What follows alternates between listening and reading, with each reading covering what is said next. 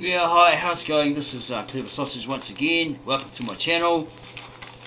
Real juicy news. I got something really interesting for you that I've just found after I've done the previous video that I posted up on the chronology being wrong. Okay, I sort of dabbled in the pros and cons of everything online. Okay, it's just an idea I had. Okay, so what have I found today for you? Okay, I found this kind of old book by Tim C. Leadham. I think Jordan Maxwell and a couple of other people have got some part in it. Alright, but it's mainly this Tim C. Leadham. There's actually a video on YouTube about it as well. It's quite interesting. It's called The Book Your Church Doesn't Want You to Read. It's past time to expose the truth about religion, myths, or religious myths, frauds, fantasies and fiction, from end times to virgin birth to sun worship. Now into its third printing, a bestseller, this popular anthology tells it all. The textbooks of Free Thought, edited by Tim C. Leadham. Okay, it's available on Amazon. Got the prices here. Hardcover paperback. Okay, I think there might be some details here somewhere. I'll leave it in the link below this video, so you can read it again if you want. It basically says this book makes the connection of religions through the ages, from Astro, theology, Mithraism, sun worship, to the youngest religion, Islam, and all they seem to have the same theme as Christianity, except Judaism, which of course rejects Christ. The authors start out saying there are three important things for mankind: 1, politics; 2, sex; and 3, religion. The Magi that visited Jesus were Zoroastrians who believed in 1, hatred of the devil and unworthy things; 2, paradise; 3, the last judgment; 4, resurrection of the dead. Interesting comparisons you'll find. Like Christianity is faith and Zoroastrianism is work.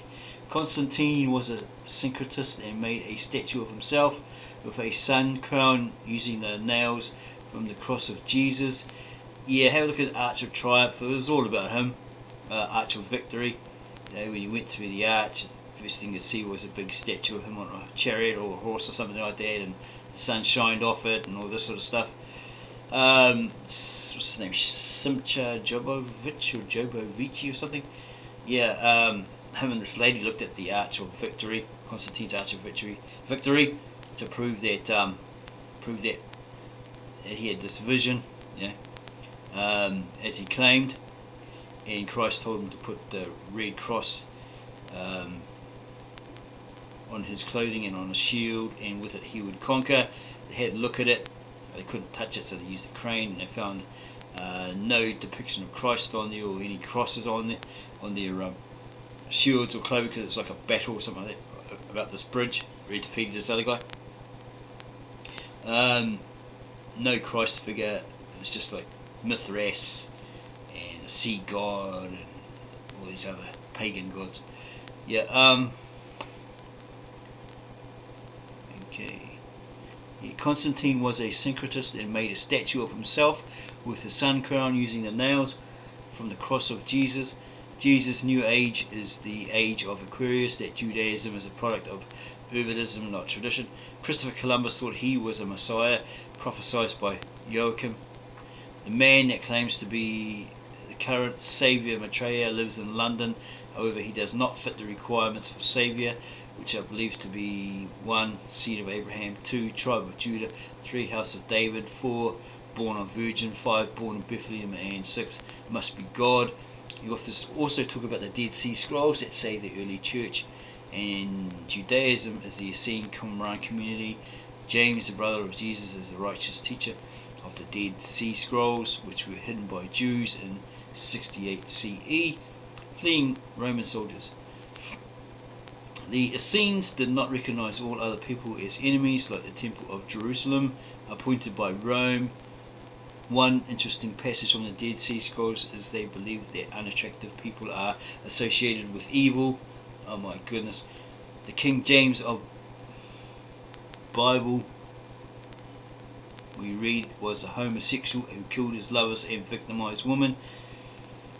That Jesus regarded Jonah as a historical book. One last bit I'd leave you with is they claim to be 35 messiahs and 16 were crucified. All in all, a nice overview of the history of religion. Okay, that's a review by a verified purchaser. Okay, a myth, while believed by many, is still a myth. But if belief in deity makes one feel better, by all means go for it. Just don't force me to believe you. Yeah, blah blah blah. Okay, some more there. Okay. Yeah. Okay. Everyone's entitled to their opinion. Yeah. So I found this video on YouTube. It's quite old, right? It's grainy. Someone's obviously uploaded it in the state here. Got 107 views. Yeah, so if you like it, subscribe to this guy, his channel, right? Put some comments down below there, how much you liked it or hated it. Yeah, and don't forget to subscribe to my channel, because I'm the one who, you know, I guess, well, put it to your attention maybe, but by tapping this geek here with the glasses, 2 thumbs up, right? And write your comments down below this video. Tell me how much you loved it. Yeah, we'll get back to you whenever possible. Okay, so yeah, it's quite old, it's quite grainy, but I found it really interesting. Yeah. Okay. It's quite crappy. Organized religion. Is it the key to your spiritual salvation, or are you merely an employee to the world's largest corporations? What you're about to hear from my guest today may shock and surprise you. Stay tuned.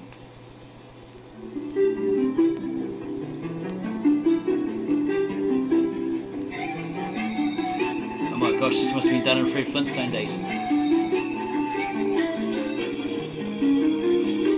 It's worse than the graphics on Sega or Commodore 64 or Atari.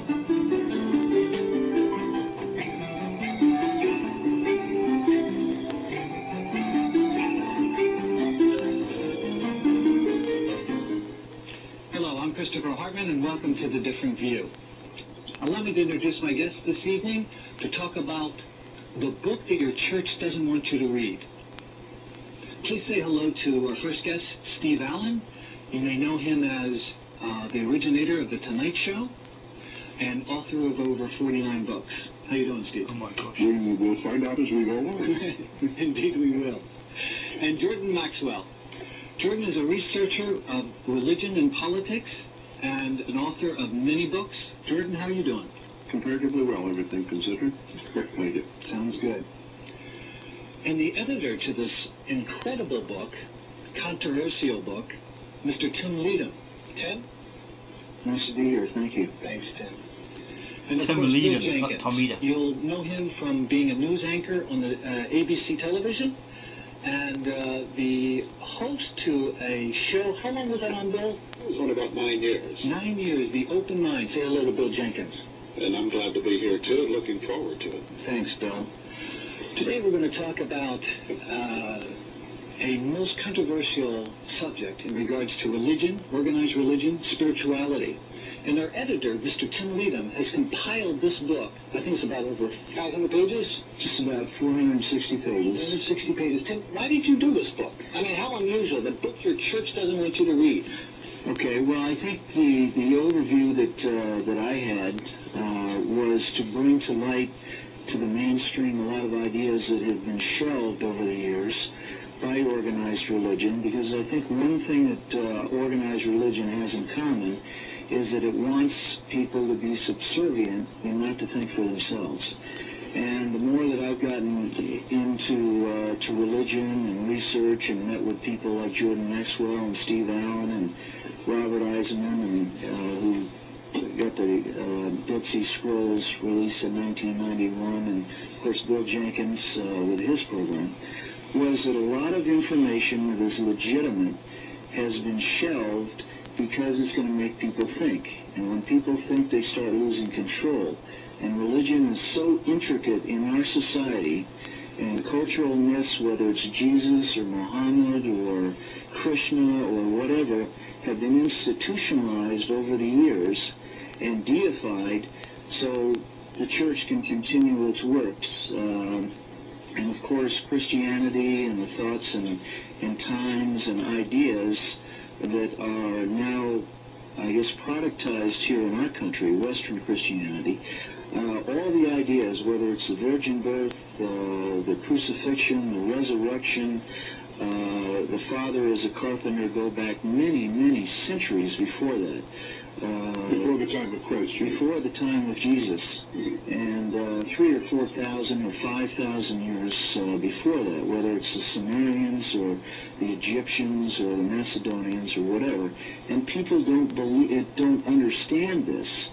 And what the church has done, with the absence of hard facts, not myths, not fictions, not stories, they've institutionalized this, and through psychology, through spatial repetition, again and again and again. If you hear about a virgin birth, that it's original. If you hear about a crucifixion, original.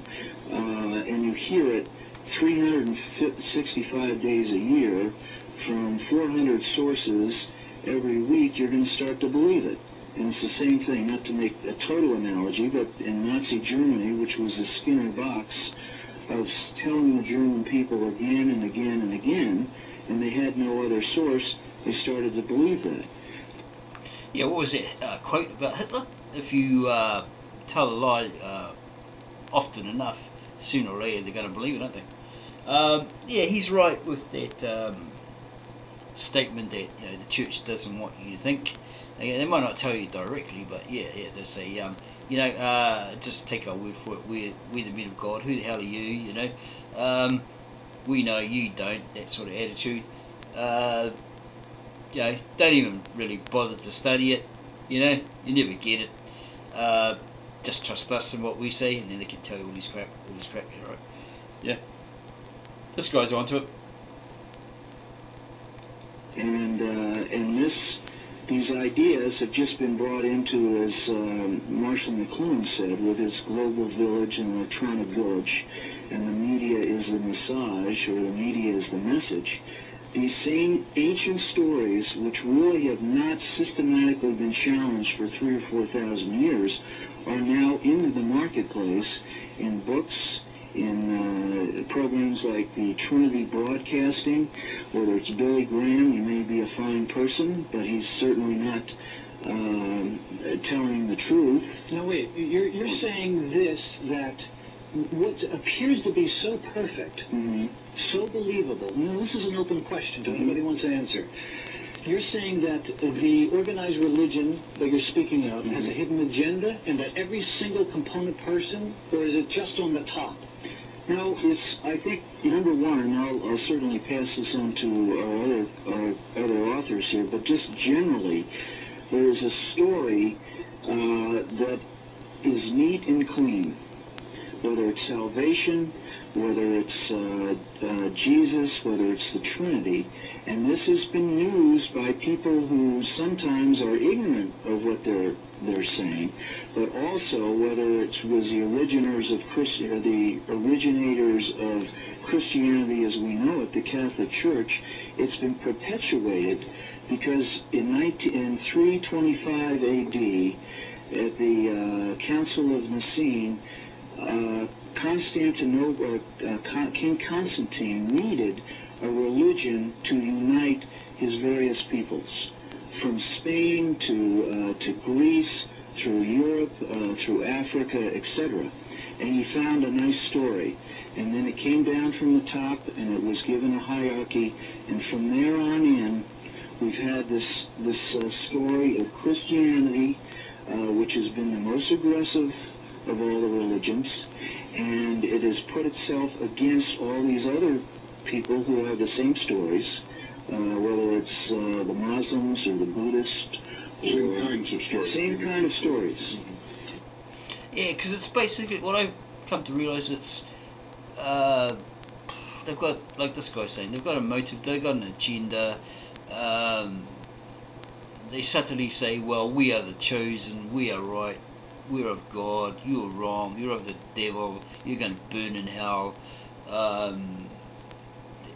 Their religion's the devil, and all this sort of stuff. They come up with all these supposed facts and all this sort of stuff. Because, yeah, again, they've got a motive, they've got an agenda, propagandists. They want to destroy the competition, poop on the competition or any opposition to it, right? To establish themselves as the number one, okay? And they've created divisions and all that sort of stuff, and that's why they've had 2,000 years of fighting and infighting, you know, and they've got so much pseudo doctrines, and it goes on and on like that. I've covered it in a lot of other videos in regards to the original Aramaic, Galilean Aramaic, or Assyrian Aramaic, or Astro, right, of the Old Testament. Yeah, they all fight against each other. Like, one will slander, let's say Christianity will slander Islam, Islam will slander Christianity, then Judaism will slander all of them, both of them, you know, and it just goes on and on like that.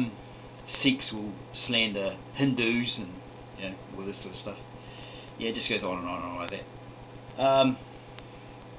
Yeah, because they're all fighting for that number one position, aren't they? Well, the three major religions are. You're all fighting for that number one position. But yeah, when he said that Christianity all originated from the Roman Catholic Church, I think that's what he was hinting at. I don't believe that. I believe it was like, yeah, you had the Eastern Orthodox Catholic, Syrian Church of the East, Catholic meaning universal, worldwide. So yeah, like there's a video that I made based on the American Bible Society and their lies, based around that, and everything seems to be coming from the Roman Catholic Church. A prior video, a guy stated it was a gift, the Bible was a gift from the Roman Catholic Church. All lies.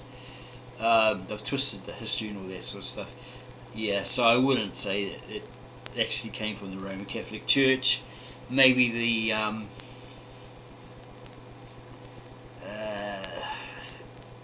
adopted and adapted and corrupted, it came from there. Yeah. And this has divided our nation. And in 1991, when we had the war, the Desert Storm, it was satanic Christian America against the evil and the devil of the unbelieving in the Mideast. That's one thing I've never understood. Yeah. I've never understood Propaganda. How a creator, we say that a creator has us warring against each other. Mm-hmm. But what is that? Well, that's simply the fact that the Creator has nothing to do with all of this. I think is one of the basic things. Yes, there is a Creator. I don't think all of this came out by just happenstance, but when we look at the human experience on the face of this planet, I'm not too sure that the Creator of the universe had a great deal to do with it. We deal in a very, very narrow time frame. We look upon what we read about in the Bible as taking us all the way back to the beginning of time. Well, that just really isn't so. There wasn't a thing in the Bible about the dinosaurs, and we know that they were here. Jurassic Park existed. We have a very, very narrow time frame, and that time frame that we think is it really got established within the last 2,000 years. But we can go back to Mesopotamia, which is where evidently all of our civilizations began, and we could look at things that were happening there 250,000 years ago. And what was happening there were civilizations. What's happening there was buildings that sometimes had buildings that were 80 stories tall. On this planet? On this planet. How come we're not taught that in school? Well, I don't know why you're not taught that in school, because we have the idea that it cannot be. No. We have the idea idea that, perhaps the beginning of our civilization was in the Nile Valley, or maybe it was Greece or Athens. Well, no, it wasn't. They had great civilizations going on back in that antiquity. Now, we can use this, the source for this are those ancient writers. We now can read those ancient tablets from the people of Sumer. That was where the cradle of civilization came from the Sumerian language. All of the languages on the earth really dovetail right into it. And they're telling us this story of what was happening here. Civilizations rose and fell and rose and fell. And now we know that there was a civilization here that was composed of those that did not come from Earth. The evidence of that is rather overwhelming. So, could you backtrack on that for a minute? I don't know that, and I'm a little bit late. All right. We look at what the ancient Sumerians and Babylonians say, and just wanted to give you a quick look at it. They tell us that there is a planet that is, they call it the 12th planet, because they consider the moon and the sun a planet too. So this would be the 12th planet that comes in orbit every 3,600 years. Now, the Naval Observatory says that there is such a body out there, and it is a large one, about the size of Jupiter. Amazing. That's exactly what the ancient Sumerians were said, that it could very well. Does it have a modern scientific name? Yeah, the name of it now is Murdoch, I believe is what they call it. And that's the name they're giving it. It's not a scientific name. That's the name of the ancient as scientific as the word Saturn. No, they don't have that, because we haven't looked at it yet. You see, we have to see everything around us before we can believe it, but we can look at the movement of stars, as they do at the Naval Observatory. We can find out that there are celestial beings, and we haven't seen yet. Maybe a planet around a sun out there. When you say celestial beings, the word beings should perhaps be in their bodies. Okay. You weren't talking of angels? I wasn't talking of angels. No, not little ones or big ones. But they were talking about this. I think some of the more interesting things that they said, that they gave us the history of that civilization, which came here before man existed. They were mining gold from Africa because they needed the gold in the atmosphere of their planet that moved around. They got tired of that working, so they wanted some sort of robots or something to come in, so they engaged in some genetic engineering with the indigenous primates down in Africa and made the workers. And what is the literary source for this fascinating information? Yes, the literary source for this is the ancient Sumerian text. Now, these old boys were either science fiction writers that make Gene Roddenberry look like he was not even in kindergarten yet, or they were historians. So you got to make them out. I think one of the more incredible things to add validity to what they're saying was developed by NASA just 3 years ago in the book of Zecharia Sitchin's, where he talked about the wars of gods and men. He's talking about the war between these two brothers that come from this planet, and they perfectly describe a nuclear attack on what they said was a spaceport in what is now the Sinai Peninsula, and then the two R&R places and a little seaport on the Sea of Aqaba. But this happened 2,000 years B.C., 2064, I think it was. Subtitle It was a neat story, and it was perfect. The flash, the column of smoke, the mushroom cloud, the winds, and then the cloud that drifted over to the Zagros Mountains and killed everything in the peninsula.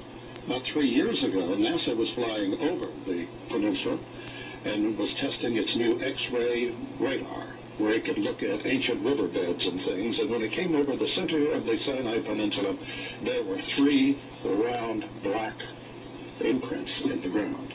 There were 2 more at Sodom and Gomorrah, the ancient site of Sodom and Gomorrah, and another one on the seashore. We see those black prints also in New Mexico. We also see them in Nevada.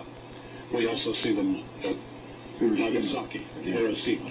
We also see them in Soviet Union. All right, my point being here that the ancient Sumerians were telling us of an atomic holocaust, telling us where it was and when it was, and we now can validate that that was true. We have to be very careful and say, well, those people couldn't have an atomic bomb because, the guys from MIT just weren't there then. And so they were, and we have historical evidence of it. So new credence needs to be taken into what these old people were telling us. We know that they were developing great civilizations, and we know that we don't talk about it in any of our litany today. Right. It's never mentioned whatsoever. And we do know that there was a great effort between those from this 12th planet and the people that they created, and here we were establishing the elitist order. The workers and the elitist ones. Pardon me for being rude, risking rudeness to interrupt, but I must follow up on something. Is there any information of the sort you've just been kind enough to share with us in the book titled "The Book Your Church Doesn't Want You to Read"? He refers to various stories. There isn't really. Okay. Then you may get back to your... I think just the point that Bill's trying to make is that there are a lot of things that have been shelved for the convenience of those that control things and the inconvenience for the rest of us. And this is just basically an example. In this case, we would seem to have a perhaps unprecedented situation in which both science and organized religion are fellow partners in the shelving. Sometimes unwittingly, and sometimes in concert. I'm sure you found that out. Well, my mother had an uncle when I was a child who worked in the Vatican Secretary of State's office as a civilian.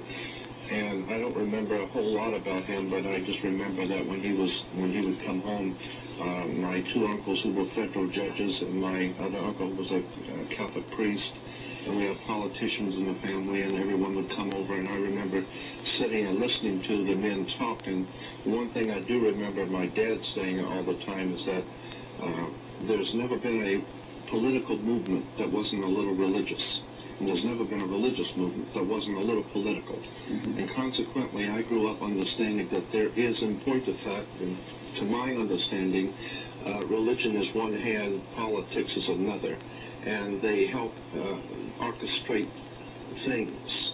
These are powerful entities, and consequently, we know that that's been the case in ancient history, that the kings of great nations were also the high priests, who represented the deities also. Well, we've got the same kind of thing going today. Happily, we have divisions in government, so of course the church is invited to the White House for their prayer meetings, and they open up the Congress of Prayer. But nonetheless, the military still has their paid chaplains, and there is a collusion, as far as I'm concerned, between politics and religion, because they're both philosophies, and they're both philosophies which promote, as Bill was saying, an elitist concept of, well, somebody's going to run the world, and somebody's got to do this, it might as well be us. Do you think that we're a Christian nation? Because I'll tell you that isn't the beginning, like our founding fathers were more in the area of Masons or even atheists, or, right? Well, atheists or whatever, yeah. I think that there were probably a mixture. I think that some of the people coming over here were running from the Catholic Church and wanted to be Christians in their own particular way, and so they wanted to follow the Protestant view. And I think some of the politicians that came over here used that.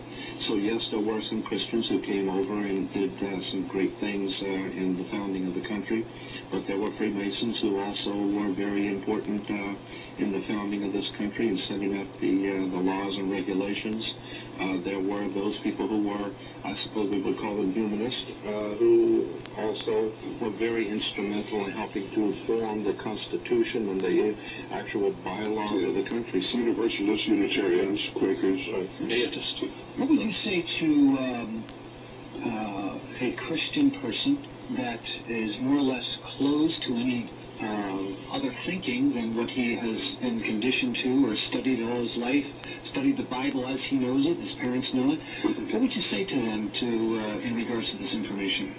It would depend. If you're talking with 57 such people, you could probably appeal reasonably to about 6 of them, and the rest would be pretty much a lost cause. Once the mind is committed to any sort of programmed philosophy, it's very hard to open up a crack and get through there with facts or truth of any kind. Sure. Bystanders, if you could find any unbiased bystanders, might marvel at the density, the ignorance of the person you're trying to enlighten, and they might also do you the compliment of saying, what a wise and well-informed fellow this is. Why can't he convince the dummy?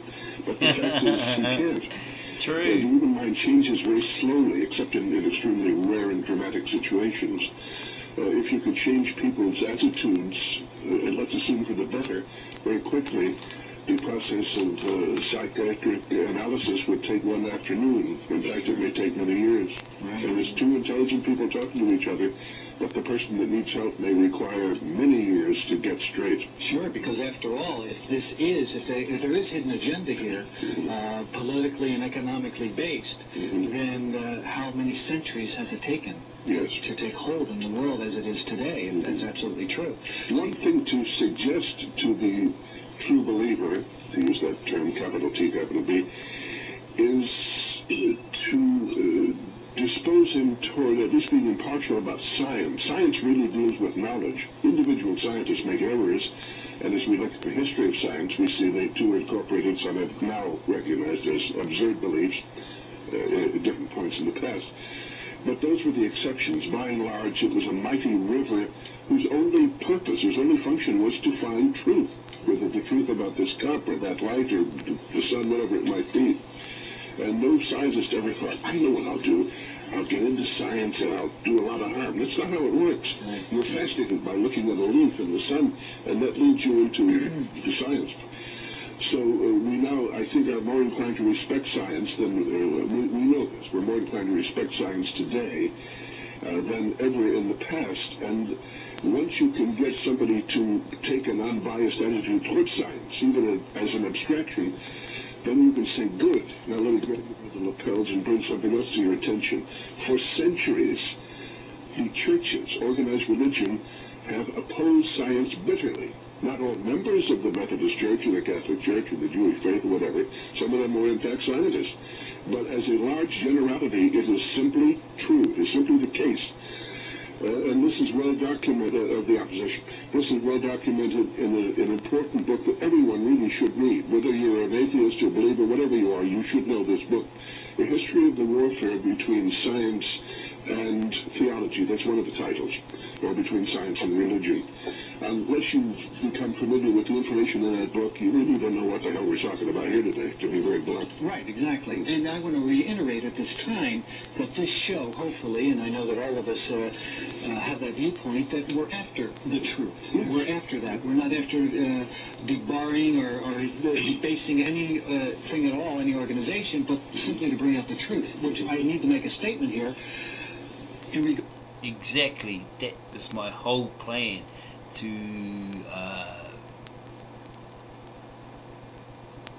look at all the claims, the so-called facts, the so-called evidence, and sift out the fluff, the hype, and the BS, and get to the truth, the whole truth, the real truth, and nothing but the truth. So it takes a lot of study, personal research, and sometimes apologizing for making mistakes. We're human, we err, we make mistakes. That makes us human. That proves we're human. Okay. It's the science versus religion, and I would say that maybe astrology, which is, I think in the mainstream, somewhat controversial on its validity. But I just recently came from San Francisco and just went to Washington Square. I was walking the street, and I came upon St. Peter and St. Paul Church. I looked up on the church, and in marble, carved in there, were zodiac signs. Were the winged phoenix, the winged cow, which are the fixed signs, the main component in the research of astrology, which showed me that there had to be a basis from long ago, because I think that church was made like in 1890 or 1900. A basis for what? Basis that sciences like astrology. It is not a science, but proceed. Okay. It's a discipline of its own sort. I would think so, and I think that in some minds it is based on science because it has to deal with the calculations of the planets and various, but there's various schools and thinkings on that. Sure. Anyway, my point is that I think that the religion is saying that astrology is no good at all, no validity, and yet it's under church right there. And I thought that was fascinating. Well, in astrology, it actually started off as just astronomy, which is a science, and consequently there is an order to the universe, and we've learned much about that. And of course, like Steve said, it's probably more of a discipline in the science, astrology, but nonetheless, again, you're right. It shows the imprint of an ancient system on something that we are given to understand is a new, relatively new understanding for the past 2,000 years of Christianity, which in fact, this is something that's close to my heart and my work, is showing how modern-day Christianity is, in point of fact, based on ancient astrology and astrological calculations. The very concept that the Messiah is referred to as God's Son, and he has 12 helpers. The 12 helpers, we can go back into reference works, Christian reference works, and see that some of the early church fathers said the only reason why there would be 4 Gospels because there were only 4 seasons, and consequently the entire concept of Christianity was based on astrology. Whether it's a science of that is irrelevant, but the point is the church has hidden these things from the people. But I am here to assure you that there are very powerful people in the world, in the Vatican, in government, that know these things, but we, the people, are not privileged. And of course, this has always been the So they're keeping that information from us? I think purposely. Yeah, I'd say more astrophysics, like Santos Bonacci talks about. Yeah, astrophysics, which was really detested by the Roman Catholic Church, the Vatican, the Church, organised religion. Yeah, they really dislike it because it was the competition, the opposition, right? So they outlawed it, apparently. Go watch the Santos Bonacci video on it. Yeah, he'll, tell you. Better to get it from him, the horse's mouth, than take my word for it. Yeah, well, it's sort of a control thing, isn't it? Like, they want to control you, That's all it is. Keep you dumbed, like a sheep under their boot heel. Now, you have, in the book, I believe you brought out a particular thing, subject in regards to the sun. And in German it was S-O-N, and the sun S-U-N. Could you tell us about that? Well, it's just that what I was trying to say is that according to the ancient way of thinking about the cosmology of the world, they realized, all the ancient peoples realized that no one's ever seen God, and perhaps no one's ever going to see God. So what we can deduce about God or Creator is from the things made. So consequently, the sun became the most important thing God has ever made, so to speak. And you have a graphic in there. As in ancient Kemet or Egypt, the sun was the centre of all things because it gave warmth, helped food to grow, and so forth. Can we see that graphic there with people raising their hands? Yes, raising their hands. There you go, there's the Egyptians. Of course, the point I was making in the book is that when the raising of the hands, this was done back in Sumerian times, Babylonian, Phoenician, Canaanite. The Hittites we have pictures of them. And of course, in Egypt, it's all over Egypt with the people raising their hands. Well, what's interesting is that the Hindus, of course, and Buddhists, etc. But today we have Christians all over the world. When we see on television, Christian TV, you're talking about worshiping God's Son, and Christians are raising their hand in the same symbolism as the ancient Egyptians, Babylonians, Sumerians. The more we change, the more we stay the same. In relation to what Steve was saying about the mind, I like the concept that the brain is like a parachute. It doesn't work very well if it's not open. And consequently, you need to look at where things came from. How did these things develop? We just don't have an America because it's been here forever. We had a beginning. So if you can go back to the beginning of this country, you can go back to the beginning of where religions began, concepts began, ideas and symbols.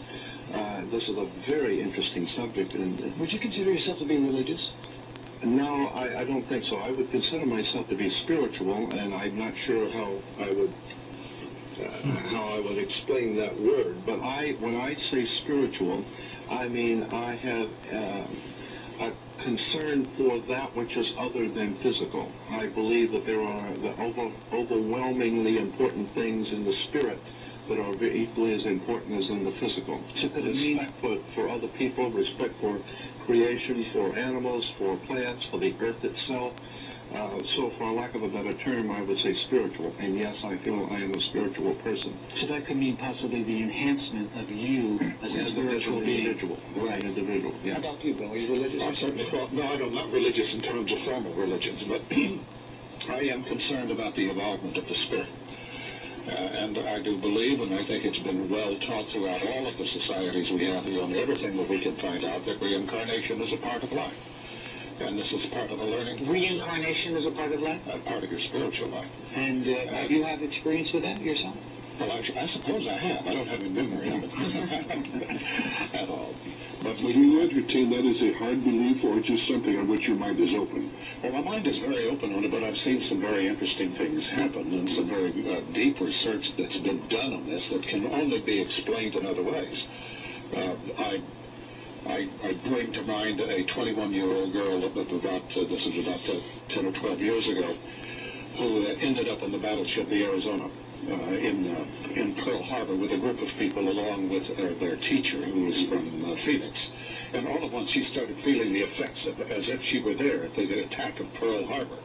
He was a hypnotist, among other things, took her back to Arizona, worked at the University of Arizona, and regressed her, and she started speaking as Seaman John Gillespie, a 19-year-old or 17-year-old kid back in 1938. Told the story of where they lived, everything about it. She even spoke in this very strange kind of way they speak east of Omaha, Nebraska, just a little small area. How he tried to get into the Army, he was too young, so then he lied and got into the Navy. He needed to help. Father didn't have any money, got into the Navy. He could send money home. Told about it as his life in the Navy, his life down in Long Beach, and the investigators down at Long Beach in the Sheriff's Department in San Diego County went and found some of these places that she so aptly described that had long been torn down. Life at Bremerton and Washington, some of those places were gone, but that existed. The trip into Pearl Harbor, she was aboard the USS Nevada, where the Nevada parked. Now, this girl had never been out of Phoenix. She wouldn't know any of these things. And then described the attack on the Arizona, the first thing, because it was parked next to her, how they tried to pull the Nevada out and get it out of the harbor, and how they then decided to beach it otherwise because it could stop the harbor, and how it was hit, and how he died, as far as that goes. And he gave all of the names of the crew members on the Nevada, and it then took the Secretary of Navy then and a couple of congressmen from Arizona to open up the sealed records of the Nevada. No one knew that guest roster. And there they all were. Wow. With the exception of Seaman John Gillespie. Have you lived before, Steve? No such information, but it's nice to be back if I did. Yeah. I am on the side of the strong doubters about that, but on the other hand, we should always be available to consider evidence. Simply because we approach it warily, that doesn't mean a damn. Right. That's a very convincing story. One would want to not base a firm belief for the rest of one's life on having just heard your fascinating account, but one would like to know more and study. Well, that has been quite documented. Frank Baranowski is the guy at the University of Arizona, and he deals with that. Sure. I've heard many situations, and I must confess to you, I've had my own experience too. And I feel that it's really with things of the spiritual nature and things beyond the mind and beyond the physical gross matter, third dimension, that is available to each and every one of us. I feel that you have to have an open heart and open mind for sure. True. But you have to be, it's like the Peter Pan syndrome, I call it. You have to believe before you can fly. And it's that type of thing that it's an innate situation, just like I believe I can play this piano, I believe I can write this book, I believe I can do this. You have to believe it, and then all of a sudden you are open to the possibility. Yeah, there's a possibility that these experiences in previous lives are shaping the way you are now. Yes. Under hypnosis, we find people that can speak perfect languages, foreign languages they couldn't speak, and some of them are speaking ancient languages. Exactly. That it takes very specialized teachers to understand what they say. Something I would say also, Bill, in relation to what you brought up before about the ancients and this subject too. The material you brought up about the ancient Sumerians is a part of the ancient cuneiform record, so it's not as if I would say that these things actually happened because I wasn't there. Well, But the mere fact that it is in the cuneiform writings, it is in the ancient writings, and like you said, were they science fiction writers, or were they just telling us something that they knew? And of course, it's always possible because reincarnation has been around since the beginning of man. The concept, I should say, the concept of the idea has been around. I think that it's a natural concept for humans to think about, because is it possible that this life is all there is? Could it be that we come back? And so I can see how this idea would come about. And I haven't still made a decision yet, one way or the other. I tend to think that there might be something to it, because there have been an awful lot of interesting stories that have no other explanation. So I appreciate what you're saying. I got to just share something right here, because I'm excited about that you folks are talking about this. One little thing. Well, this is something to try at home. Is breath. And it's a quick breath called fire breath. And you just sit there when you're very comfortable, and you breathe really quickly like that for as long as you can, with the idea of just watch yourself and what happens. And if anything that you imagination I always call a great tool of God, the state of images, anything that you imagine is the open door to a possibility of an experience that could change your life, change your consciousness. I know that there is the concept of peak experience, and I'm sure all of us have had peak experiences, I have, where you get a brilliant insight for a moment into something, and I think this is all humans are able to do this. I don't put down the idea of any of these spiritual, other than, for a better term, spiritual. I think that there is something more to the world that we live in than the mundane that we... Right, and I think the reason... I don't know exactly what it is all the time, but right. I do believe it's there. And I think the reason that we're talking about it now, it's part of the agenda of the withheld information, because if that was true, that we did live before, that we could have experiences like this to promote self-sovereignty and self-containment, that our salvation was with ourselves as opposed to an outside source. Why does possibility A lead to conclusion B? I'm not arguing. I understand. I don't understand. What if any one of us did live in a little fishing village in Italy in 1406? So what? To put it very simply. What that would mean, experience, that's all. and what that would mean is that you are possibly immortal. Yeah, I've thought about this, like with this past regression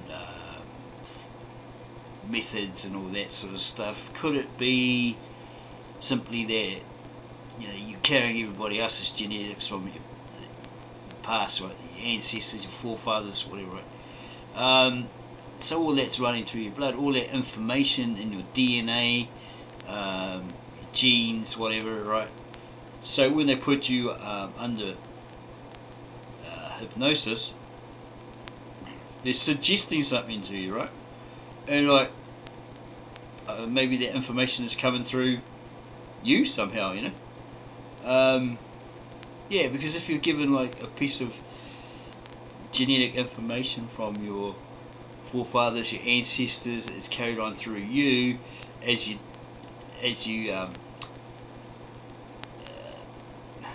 might inherit their traits, their characteristics, or even their diseases. Like they passed on to you. You might be the old male who gets it, whatever is suggested and verified, proven, whatever. Yeah, it could be like that. The past regression thing could be basically that, what I was trying to explain. But yeah, a lot of this stuff is like suggestive, right?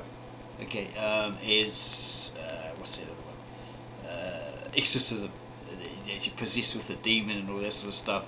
Like apparently the priest or whatever is like making suggestions and you believe it and you start acting like you've got one in you. Because I watched a documentary on this famous Roman Catholic priest, old guy, probably about 70,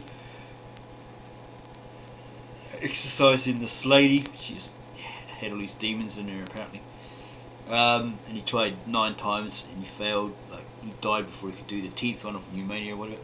And a guy on that documentary said, you know, don't go there, don't open yourself up to it, it's all suggestion, you know. Could put you in a dangerous spot, blah blah blah. He said don't go there because it's all suggestion, you know. They're telling you,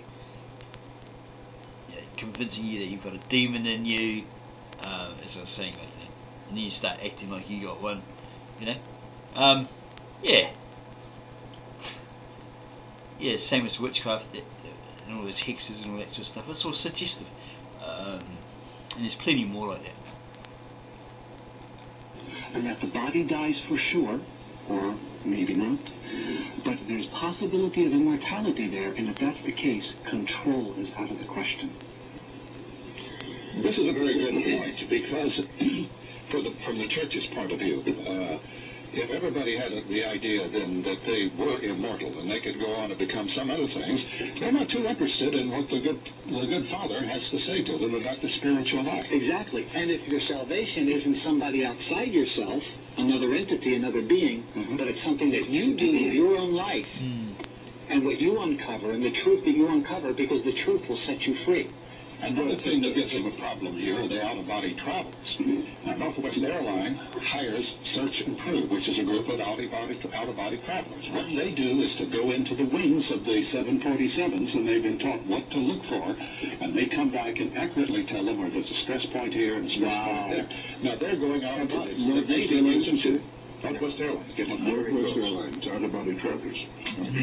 We have an official research team here, folks. This is the best here. Let me throw this into in relation to Steve, because I'm also feeling that Steve is wanting to say something. I'd like to say it before he does. What we are actually originally talking about is the division between theology, religion, and science. And again, we have to go back to find. We could talk about reincarnation and whatever, and these are, quote, spiritual concepts, etc. But again, I have to agree with Steve that there's so much that we need to actually look at that's already been proven, that is actual hard science that we've already proven that we're not being privy to know about. And these other things are interesting and fascinating, and there may even be something to them possibly, but we still need to look at the war that is going on between belief and religion as opposed to actual provable factual science. I agree with that, and I also agree with Bill in the way that with my research I found that there are parts of the government and parts of organized religion that know about what we speak of, and that keep it from us. Therefore, it's part of the media that does not present us to the mainstream people, and we're kept in the dark. So they look upon... Is that right, Bill? This is true. Yeah, and that's why, like, if you stumble upon something and you unlock the truth and you try to teach other people that, they'll come down on you. They'll take you out. They'll ruin you. You know. They'll ridicule you, whatever it takes to stop you from putting that information out there. You know. They'll put people up against you, telling a load of rubbish, and it sounds like it's all fact when it's not, They'll dig the dirt, dig into your history, try and find the dirt,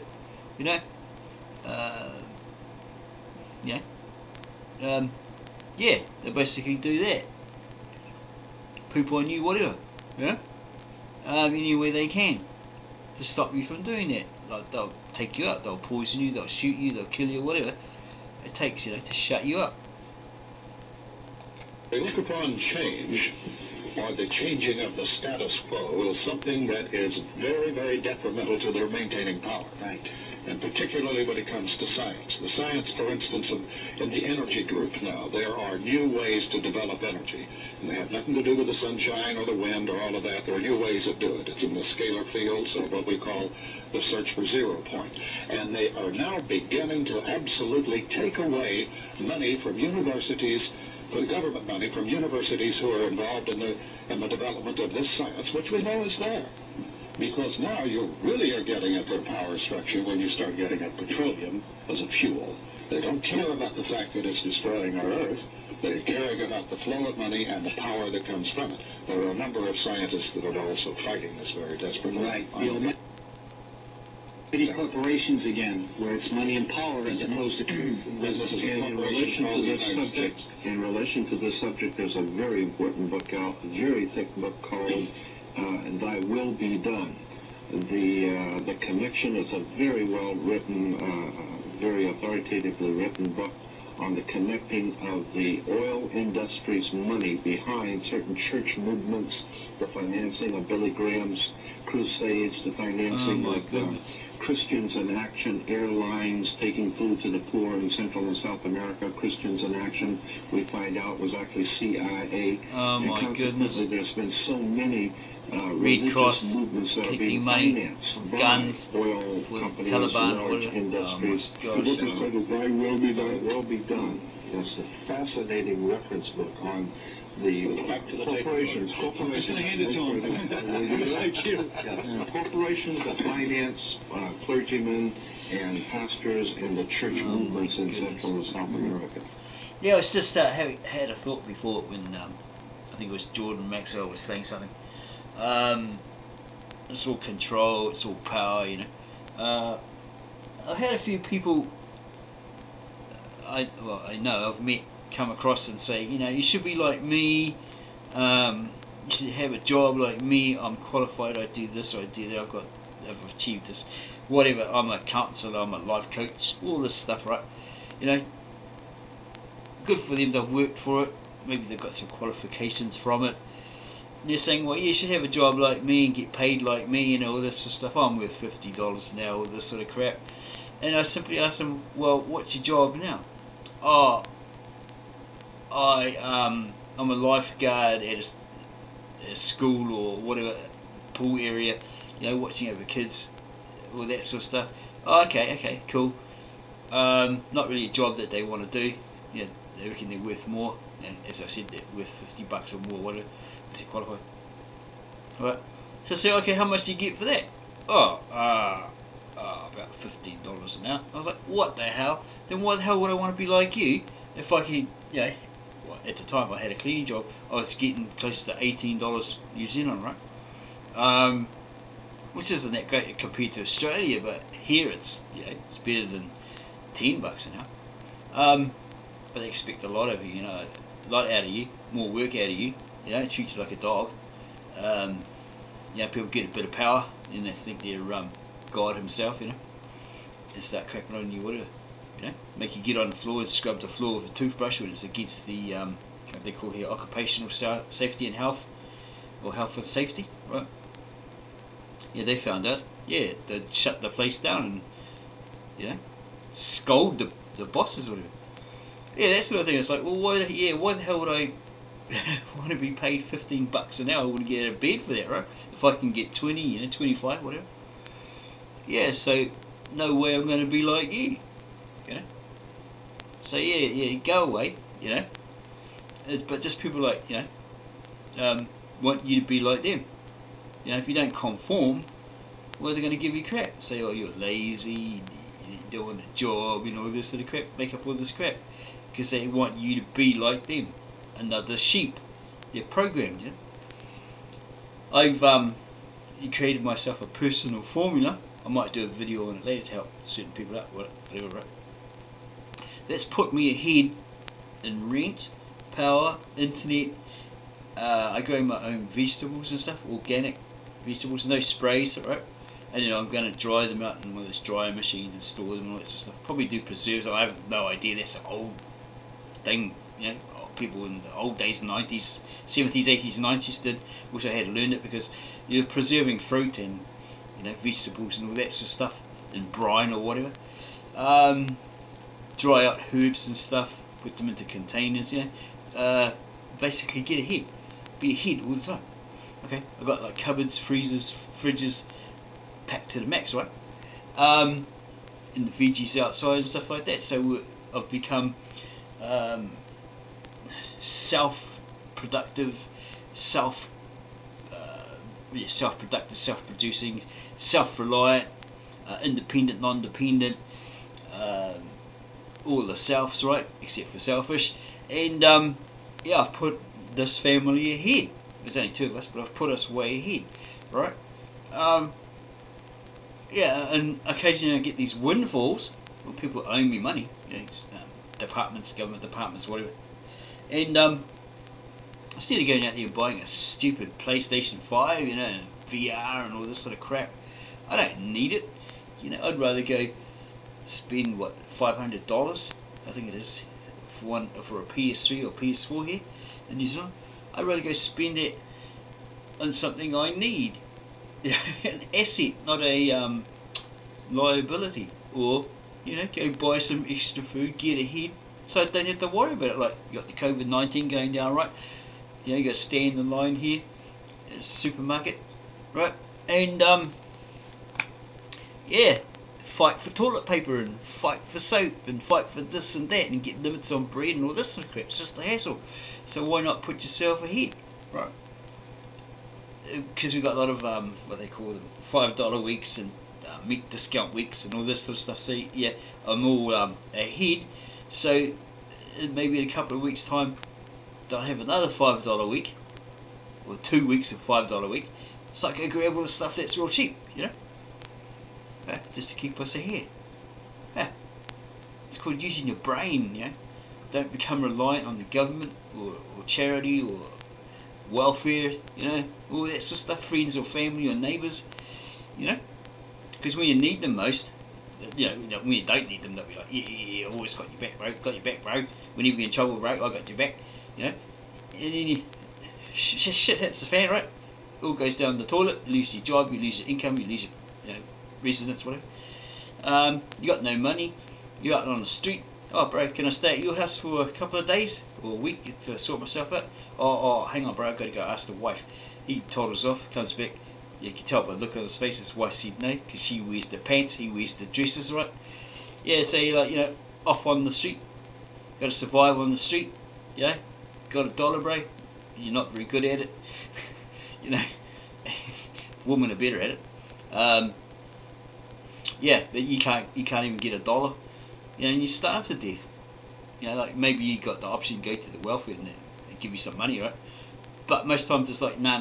If you don't have a residence, an address, well, we can't give you any money. All that sort of crap. Well, you got to wait 10 weeks, you know, blah blah, because you should have got severance pay or whatever from your job, holiday pay. What happened to that? Oh, well, I had to pay all my bills, so I've got nothing left. Now I'm out on the road. Oh well, we can't do much. Sorry, toodaloo. See you in 10 weeks' time or something, whatever, you know. Yeah, go to some charity place, food bin thing. Oh no, we've got nothing left. Sorry, haven't even got a bean because many people came. Right, most of these people are people who are quite wealthy. You know, just taking advantage, all that sort of stuff.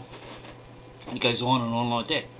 Yeah, so you've got to become, you know, self-reliant, self-sufficient, self-dependent. You know, all the selves, except for selfish, as I said.